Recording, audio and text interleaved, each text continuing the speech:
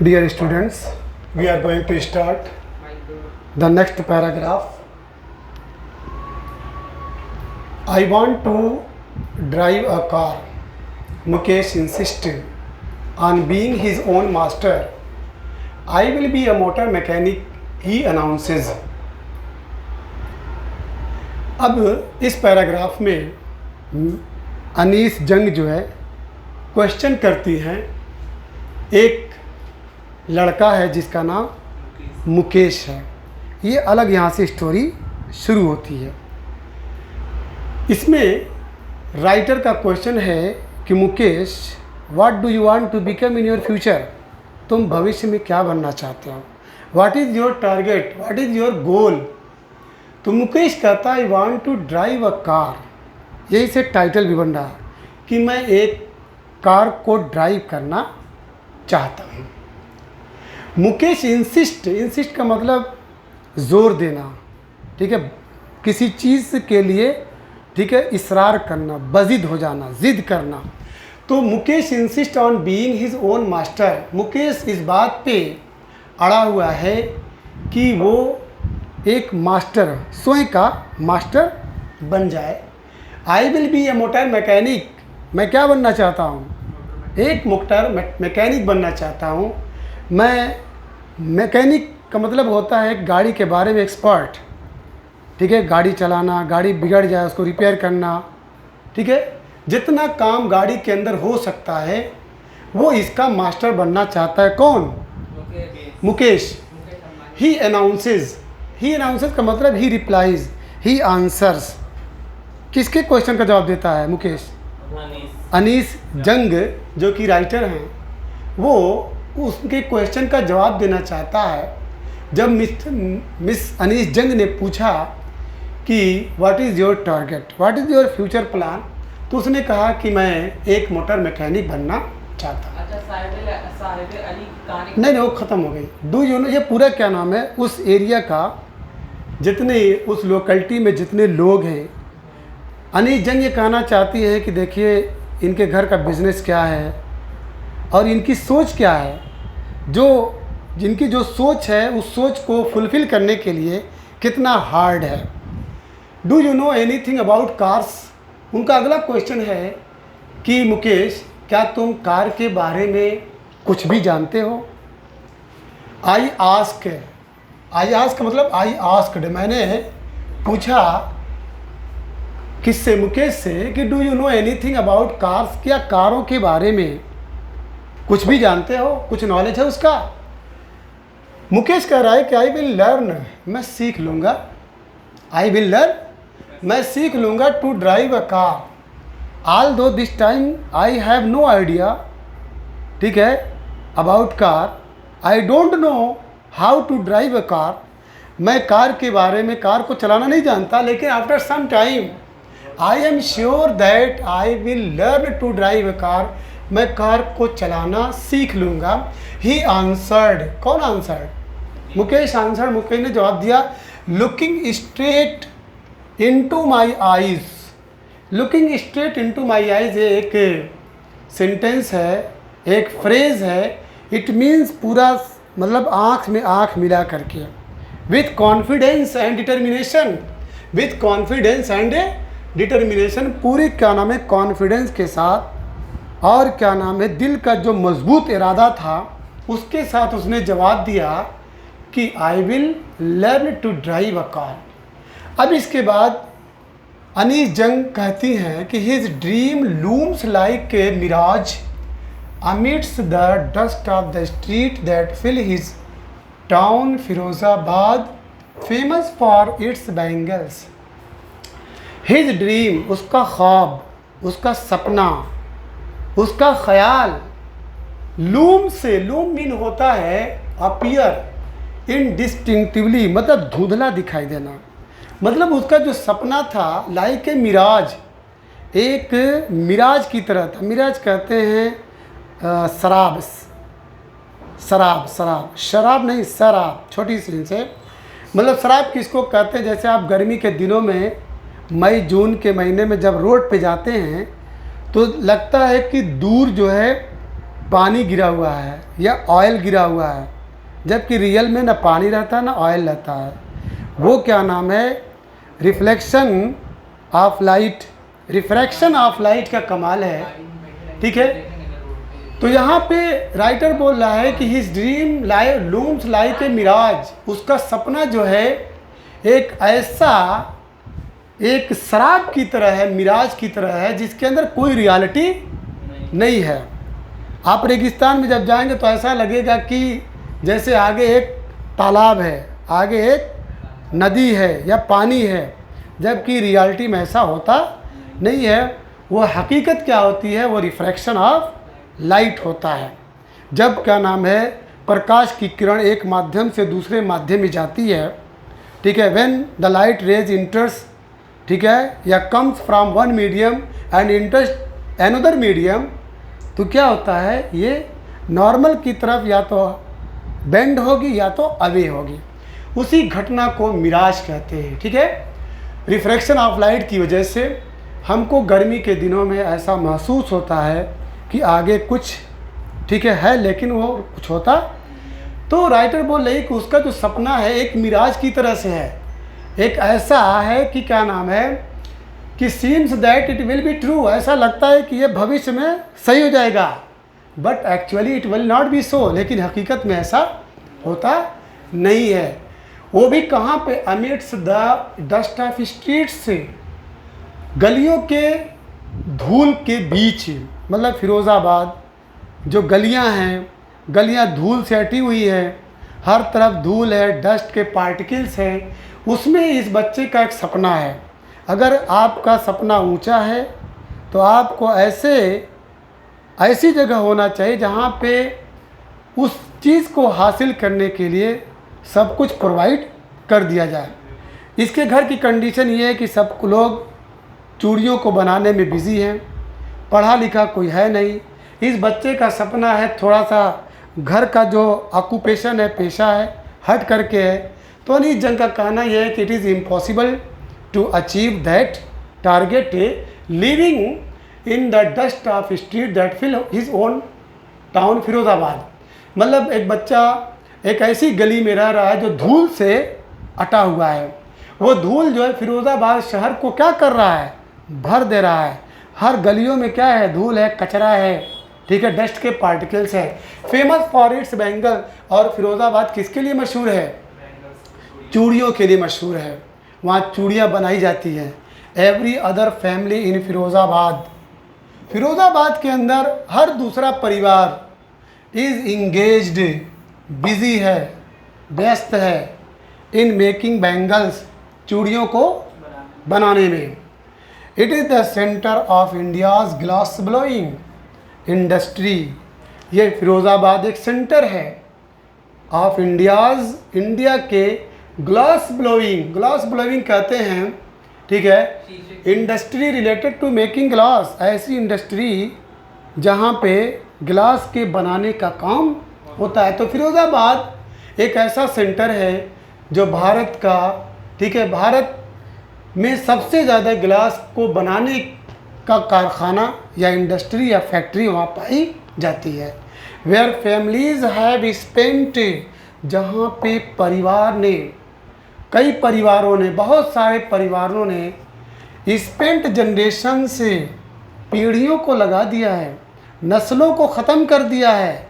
कई पीढ़ियाँ वहाँ पे खाली किस काम में, वर्किंग अराउंड फर्नेसेस, भट्टियों के आसपास काम करने में कई पीढ़ियाँ ख़त्म हो गई हैं।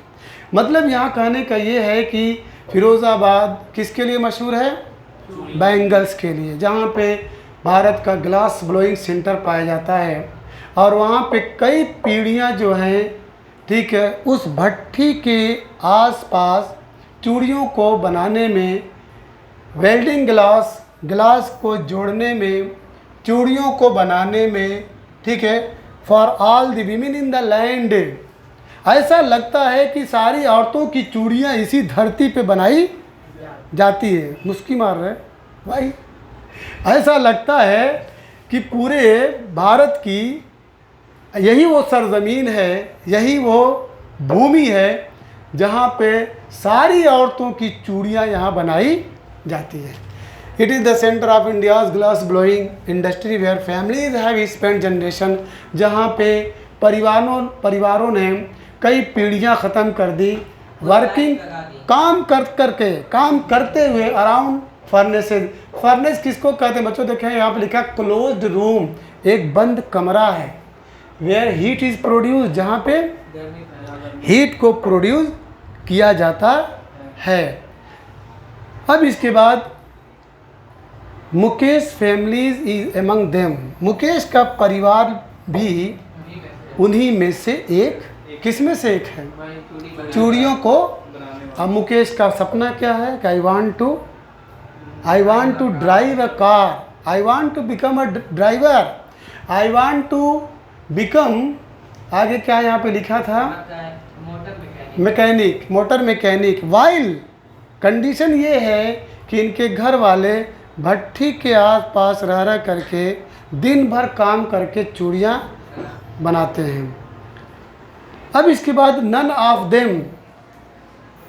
देम नो, इन मुकेश का जो परिवार है उन्हीं में से एक है, उस परिवार में का कोई भी शख्स नहीं जानता है, ठीक है, that it is illegal for children, कि बच्चों के लिए ये गैर कानूनी है, ठीक है। नहीं, चूड़ी बनाना गैर कानूनी नहीं है, भट्ठी के आसपास रहना, क्योंकि उसका टेम्परेचर बहुत ज़्यादा होता है, सेहत उसमें ख़त्म हो जाती है। तो नन ऑफ देम नो, परिवार में का कोई भी शख्स नहीं जानता कि it is illegal for children, बच्चों के लिए ये, ठीक है, इलीगल है, लाइक हिम, उसकी तरह, to work in the glass furnaces, कि टू वर्क इन द गिलास बनाने में, गिलास को जोड़ने में, वो भी कहाँ पे? फर्नेसेस विथ हाई टेम्परेचर, ऐसी भट्टियों के पास जिसका टेम्परेचर बहुत ज़्यादा होता है। हल्के टेम्परेचर में गिलास को नहीं जोड़ा जाता, हाई टेम्परेचर पे गिलास को जोड़ा जाता है।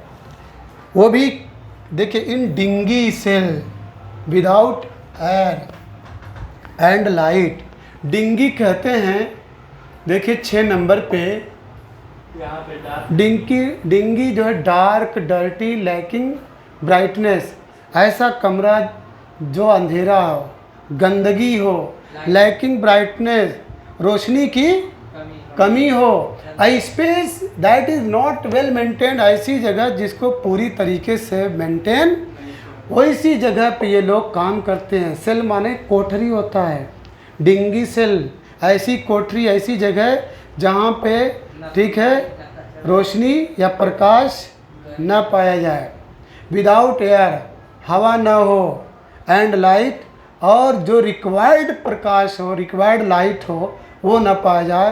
That the law if enforced, और अगर कानून को नाफिज कर दिया जाए, कानून को अप्लाई कर दिया जाए, ठीक है, तो could get him and all those 20,000 children out of the hot furnaces.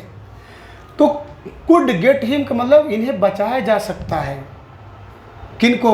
Mukesh को, मुकेश की फैमिली को, जो बच्चे हैं, एंड ऑल दोज 20,000, और पूरे 20,000 बच्चों को out of the hot furnaces, जो इस गर्म भट्ठी के आसपास काम कर रहे हैं, इन्हें क्या नाम है, बचाया जा सकता है अगर कानून का साथ लिया जाए, कानून में, ठीक है, कानून को अप्लाई किया जाए, लॉ को इन्फोर्स का मतलब नाफिज किया जाए।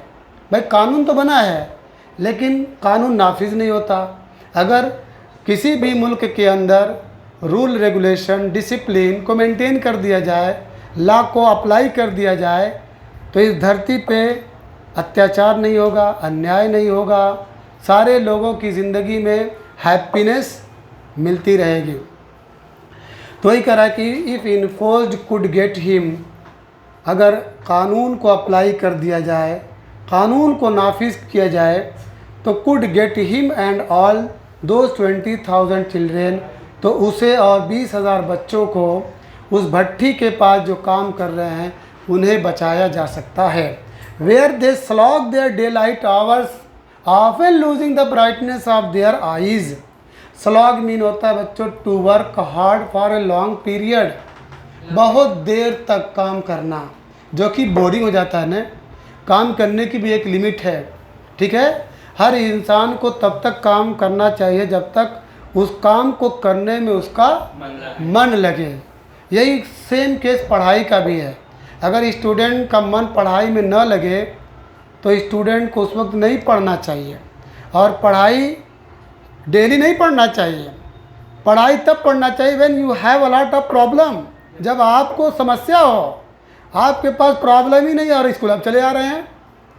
इस टाइप की एजुकेशन अगर आपको मिल रही है तो आपका IQ लेवल घट जाएगा बजाय बढ़ने के, ठीक है। When you have a lot of problem you must go to school और कॉलेज और universities, otherwise you had better to stay at your home studying.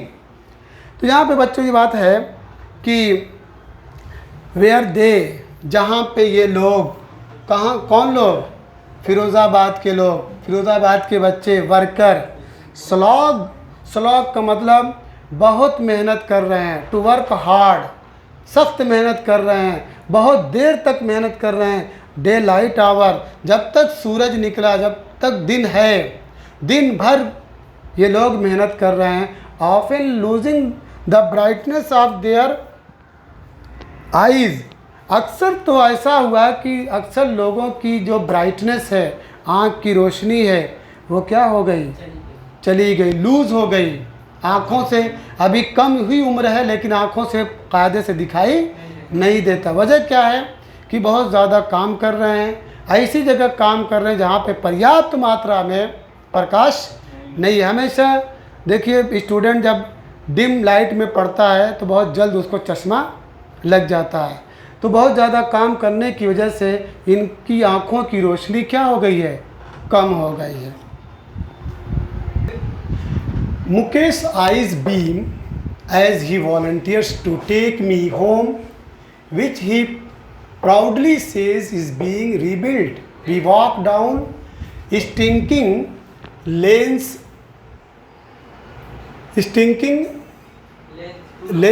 choked with garbage, past homes that remain hovels with crumbling walls, wobbly doors, no windows, crowded with families of humans and animals coexisting in a primeval state. He stops at the door of one such a house. Such house bangs a wobbly iron door with his foot and pushes it open. यहाँ पे देखिए Mukesh eyes, Mukesh की आँखें, मुकेश की आँखें चमक उठती हैं। बीम का मतलब होता है जंप विथ जॉय, खुशी से चमक उठना, मतलब एकदम उसका चेहरा खिल जाता है, ठीक है। कब? As he volunteers to take me, जब वो खुशी खुशी मुझे लेके जाता है, कहाँ? टू होम, अपने घर। मतलब ये मुकेश कहता था कि ma'am you should go to my home please, ठीक है, वॉक, ठीक है, with me to my home, आप हमारे घर चलिए, ठीक है। वो मुझे अपने घर ले जाना चाहता था। तो जब मैं रेडी हो गई, when I was ready to go to his home, तो मुकेश की आंखें जो है उस वक्त खुशी से चमक उठी, क्योंकि मैं उसके घर अब जा रही हूँ। विच कौन है जा रही हूँ? मुकेश वो है अनीस जंग। विच ही प्राउडली सेज, वो फखरिया अंदाज में एकदम क्या नाम है, प्राउडली मुझसे कहता है, इज़ बीइंग रीबिल्ड, ये बहुत जल्द ही इस मकान को बनाया, मतलब रीबिल्ड, ये बनने जा रहा है, मतलब मेरा मकान दोबारा से बनने जा रहा है। वी वॉक डाउन, हम चले, अब उसके साथ हम चल रहे हैं। अब रास्ते में क्या क्या वो देख रही हैं, कौन? अनीस जंग। गलियाँ कैसी हैं, गलियाँ क्या बदबूदार हैं, घर बने जो हैं वो कैसे हैं, घर के डोर्स कैसे हैं, विंडोज़ कैसे हैं, ठीक है। ये सारी चीज़ों का मंजर अब दिखाई दे रहा है। वी वॉक डाउन, हम चले स्टिंकिंग लेन्स, ऐसे लेन से, ठीक है, लेन कहते हैं बच्चों नैरो रोड, तंग रास्ता, तंग गलियाँ, लेकिन वो कैसी गलियाँ थी? स्टिंकिंग, वो बहुत बदबूदार थी, ठीक है, हर जगह से बदबू आ रही थी। उसके बाद चोक्ड विद गार्बेज, कूड़ा करकट की वजह से दम घुटा जा रहा था, ठीक है, सांस हम नहीं ले पा रहे थे।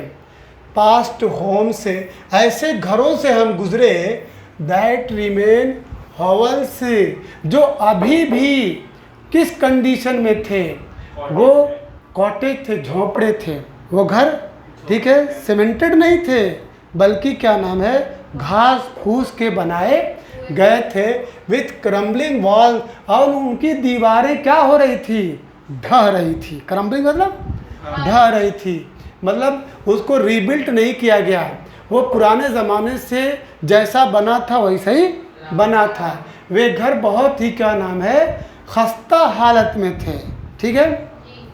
उसके बाद वॉबली डोर्स, वॉबली डोर्स का मतलब होता है, ठीक है, जो दरवाजे थे वो कैसे थे, डगमगा रहे थे, ठीक है, दरवाजे पूरी तरह से स्थिर नहीं थे, कांस्टेंट नहीं थे, बल्कि डामा डोल थे, ठीक है, कायदे से उसे ना खोला जाए तो, ठीक है, दरवाज़ा जो खोल रहा है उसके हाथ में आ जाएगा, ठीक है, उसका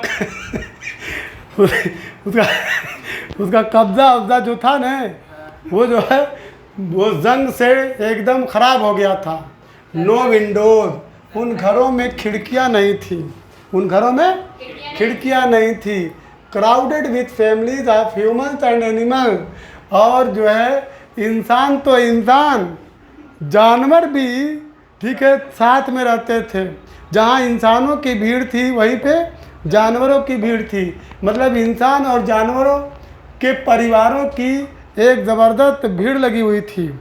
इंसान की भीड़ अलग है, अब प्लस जो पशु वो लोग पाले थे, बकरी है, मुर्गी है, गाय है, भैंस है, ठीक है, ये सब जानवरों की भी भीड़ थी वहाँ पे। को एग्जिस्टिंग, एग्जिस्ट माने साथ, को माने साथ, हैं, दोनों लोग साथ में रह रहे थे। इन ए प्रीमियल स्टेट, प्रीमियल कहते हैं where human and animals both live, जहाँ पे इंसान और हैवान दोनों साथ में रहते हैं। तो प्रीमियल स्टेट में, ठीक है, इनका गुजर बसर होता था। He stops at the door of one such house, ठीक है, इन्हीं घरों में से एक घर के पास, ठीक है, वो रुकता है। कौन रुकता है? मुकेश। मुकेश जो है एक घर के पास, इन्हीं घरों में से एक घर के पास, घर के दरवाजे पे रुकता है। Bangs a wobbly iron door with his foot, और अपने पैर से जो लोहे का गेट था, लोहे का दरवाज़ा था, ठीक है, वॉबली कहते हैं, ठीक है, जर्जर, टेढ़ा मेढ़ा, ठीक है, जिसकी कंडीशन इज़ वेरी बैड, ठीक है, तो जिसकी कंडीशन पूरी तरह से बेकार हो चुकी थी, उसको ठोकर मारता है, बैंग, धक्का देता है, पुश करता है, ठीक है, नॉकिंग करता है, एंड पुशेज इट ओपन, और उसको धक्का मारता है कि ये खुल जाए। जब खुल जाता है तभी इंटर्ड अ हाफ बिल्ट शैक, तो हम अंदर दाखिल हुए, अंदर प्रवेश किए, ठीक है, किसके अंदर प्रवेश किया? हाफ बिल्ट, आधा बना हुआ था, पूरा बना नहीं था। शैक कहते हैं बच्चों कैबिनेट को, हट को, कॉटेज को। उस छोटी सी झोपड़ी के अंदर हम लोग प्रवेश किए। In one part of it, इसके एक हिस्से में थैच्ड विथ डेड ग्रास, सूखी घास बिछाई गई थी, उस पर सूखी घास फैलाई गई थी। और इस ए फायरवुड स्टोव, और लकड़ी का एक चूल्हा भी था। कहाँ पे? उसी में लकड़ी का एक चूल्हा था, ओवर विच, जिसके ऊपर, किसके ऊपर? लकड़ी के चूल्हे के ऊपर सिट्स कौन बैठा था? अ लार्ज वेसल, एक बड़ा सा बर्तन रखा हुआ था, ठीक है, बड़ा सा बर्तन रखा हुआ था। ऑफ सिजलिंग स्पिनिच लीव्स, और उस पे, उस बड़े बर्तन में, ठीक है, उस बड़े बर्तन के अंदर क्या पक रहा था भाई? साग, पालक का साग, पालक की सब्जी उसके अंदर, ठीक है, बन रही थी। ऑन द ग्राउंड, और ज़मीन पे, इन लार्ज एल्यूमिनियम प्लेटर्स, ठीक है। ज़मीन पे एक बड़ा सा एल्युमिनियम का सासर था, एल्युमिनियम का बड़ा सा बर्तन था जिसमें मोर चॉप्ड वेजिटेबल, बहुत सारी जो है सब्जियां, जो है कटी हुई सब्जियां रखी हुई थी। ये मंज़र, ठीक है, ये सीन बताया जा रहा है जब अनीस जंग मेहमान बन करके उस मुकेश के घर में जाती हैं तो क्या क्या देखती हैं। बदबूदार गलियों से गुज़र रही हैं और झोपड़पट्टियों से गुज़र रही हैं और दरवाजे अगरचे लोहे के हैं लेकिन बहुत ही टेढ़े मेढ़े जर्जर कंडीशन में हैं, ठीक है। इंसान और हैवान, मतलब आदमी और जानवर दोनों लोग साथ में रहते हैं। एक घर के पास मुकेश रुकता है जो उसका अपना घर होता है। दरवाज़ा पैर से धक्का मारता है, खुलता है। घर का मंदिर क्या है कि हाफ बिल्ट शैक है, आधा अधूरा झोपड़पट्टी है और कहीं पे, ठीक है, घास फूस बिछाई गई है और लकड़ी का एक चूल्हा है, ठीक है, जिस पे बहुत बड़ा बर्तन रखा हुआ है और उसमें जो है, ठीक है, साग सब्ज़ी पक रही है, ठीक है। और एक बड़ा सा एल्युमिनियम का बर्तन है जिसमें बहुत ज़्यादा कटी हुई सब्जियां हैं। अब इसके बाद a frail young woman is cooking the evening meal for the whole family. अब इसके बाद अंदर एक औरत है। अब यहाँ पे एक औरत है, वो फ्रेल है। फ्रेल का मतलब लीन, वीक, बहुत ही दुबली पतली कमज़ोर है। फ्रेल मीन लीन, ठीक है, लीन वीक, ठीक है। एक दुबली पतली कमज़ोर नौजवान औरत इज़ कुकिंग द इवनिंग मील, शाम का भोजन तैयार कर रही है, शाम का खाना बना रही है। फॉर द होल फैमिली, पूरे परिवार के लिए।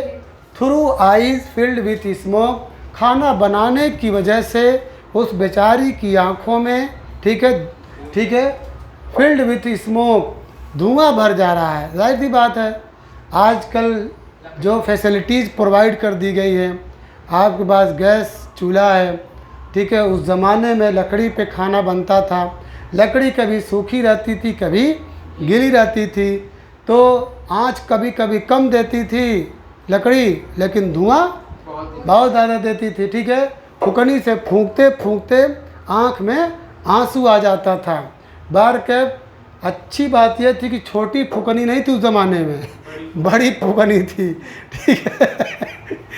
मतलब कभी कभी जिसके यहाँ छोटी फुकनी रहती थी तो एकदम झुक के फूंकता था, ठीक है।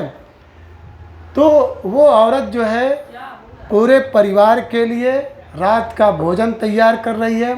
थ्रू आइज फील्ड, आँखें धुएं से उसकी भर गई हैं, फिर भी शी स्माइल, वो मुस्कुरा रही है। She is the wife of, वह किसकी बीवी है? She is the wife of Mukesh, Mukesh Elder brother, वह मुकेश के बड़े भाई की बीवी है। Not much older in years, साल में बहुत बड़ी नहीं है, उम्र में बहुत बड़ी नहीं, अभी बहुत मतलब बूढ़ी नहीं है, अभी नौजवान एडल्ट है, ठीक है। वो शी, उसके बाद है she has begun to command respect as the bahu, the daughter in law of the house, already in charge of 3 men, her husband Mukesh and their father. अब हैं बस ये फुल स्टॉप ले लो। ये मुकेश के बड़े भाई की बीवी है। Not much older in year, जो उम्र में बहुत बड़ी नहीं है। She has begun to command respect, लेकिन संस्कार अच्छा पाई है, तहजीब अच्छी लेके आई है, उसके माँ बाप अच्छा सिखाएं, जिसकी वजह से she has begun to command respect, लोग उसका एहतराम करते हैं, उसकी इज्जत करते हैं। एज द बहू, बहू के रूप में, the daughter in law of the house, वो घर की डॉटर इल्ला, डॉटर इल्ला जानते हो ना, बहू को। Already in charge of 3 men, और वो बेचारी जो है उसके ज़िम्मे 3 लोगों की जिम्मेदारी है। हर हस्बैंड, उनके अपने शौहर यानी पति मुकेश, एंड देयर फादर, और उनके पिता, मतलब हस्बैंड है मुकेश हैं और उनके पिता, पिता का मतलब उनके ससुर, ससुर ने व्हेन दी ओल्डर मैन इंटर्स, जब ओल्डर मैन यानी बड़े लोग आते हैं, बस जब बड़े लोग आते हैं तो she gently withdraws behind the broken wall, वो जो टूटी हुई दीवार है उसके पीछे जाके छुप जाती है, and brings her veil closer to her face, और जो बुर्का है, जो पल्लू है, जो आगे लोग क्या नाम है चेहरा ढकने के लिए सरका लेते हैं, क्या बोलते हो, कपड़ा होता है ना, ठीक है, बुर्का जिसको बोलते हैं, वेल बोलते हैं, निकाब बोलते हैं, ठीक, घूंघट बोलते हैं, अपने चेहरे के करीब वो ला देती है, एज कस्टम डिमांड, जैसा कि रस्म है, जैसा कि रवाज है, जैसा कि ये तहजीब है, और ये अच्छी बात है क्योंकि ये मोरल है, ठीक है, क्योंकि हम चेहरा का पर्दा होता है ना, चेहरा का पर्दा सभी रिलीजन में है, ठीक है, कि हम चेहरा खाली अपने उन लोगों को दिखा सकते हैं जिनसे हमारा निकाह विवाह नहीं हो सकता है, ठीक है, जिनसे हमारा निकाह, ठीक है, हो सकता है, उनसे हमको क्या करना है, चेहरा दिखाना है, पर्दा करना है, उनसे हमको पर्दा करना।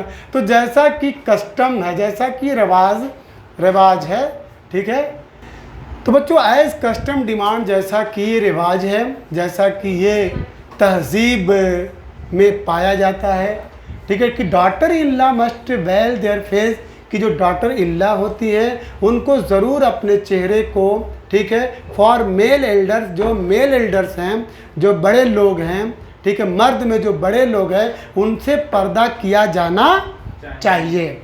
इन दिस केस, इस मामले में the elder is an impoverished bangle maker, जो बड़े बुज़ुर्ग लोग हैं वो बैंगल मेकर तो हैं लेकिन गरीब हैं, पुअर हैं, despite long years of hard labour, बहुत साल से कड़ी मेहनत करने के बावजूद, पहले तो टेलर का काम किया, देन अ बैंगल मेकर, फिर चूड़ी बनाने का काम किया, जिसके बावजूद भी है fail to renovate a house, वे अपना घर को मरम्मत न करा सके, अपने घर को रिपेयर न करा सके, send his two sons to school, अपने बच्चों को, ठीक है, अपने दोनों बच्चों को स्कूल न भेज सके, फेल्ड का इस पर भी है, all he has managed to do is teach them what he knows, the art of making bangle, all he has managed, उन लोगों ने जो कुछ भी बंदोबस्त किया, जो कुछ भी मैनेज किया, बस इतना किया कि वो बच्चों को खाली इतना पढ़ा लिए कि what he knows the art of making bangle, कि चूड़ियाँ कैसे बनाई जाती है, चूड़ियाँ बनाने की कला क्या है, खाली अपने बच्चों को इतना ही सिखा पढ़ा। अगला बता दीजिए। चलो अब इसके बाद, ठीक है, आफ्टर दैट टुमारो, ठीक है, is Sunday, and on Sunday I will start from this paragraph, it is his करम, ये उनका करम है, हिज डिस्टिनी, ये उनका भाग्य है, ये उनकी तकदीर है, ये उनका किस्मत में लिखा हुआ, यहाँ से हम कल स्टार्ट करेंगे।